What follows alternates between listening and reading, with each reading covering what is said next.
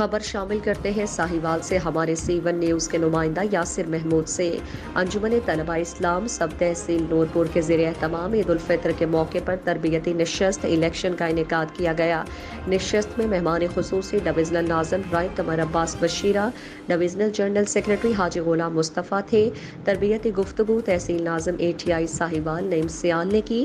Divisional ناظم رائے قمر عباس اور تحصیل ناظم نعیم سیال نے مشاورت سے ناظم برادر احمد سکھیرا اور نائب ناظم میاں وسیم چوٹیا نامزد کیے۔ اس پروگرام میں Syed Sajjad Hussain Shah Gilani advocate High Court, Javed Hanjra, Inam Ulhaq Hanjra, مانی خان بلوچ، میاں پھول سکھیرا، مہر حسن نواز قمر وٹو، راؤ نوید رانا شانی، مراتب ہنجرا اور مختلف کالجز اور یونیورسٹیز کے طلباء نے شرکت کی۔ کامیاب نشست کروانے پر نور پور کے تمام ذمہ داران کو مبارکباد پیش کرتے ہیں من جانب انجمن طلبہ اسلام پاک پتن۔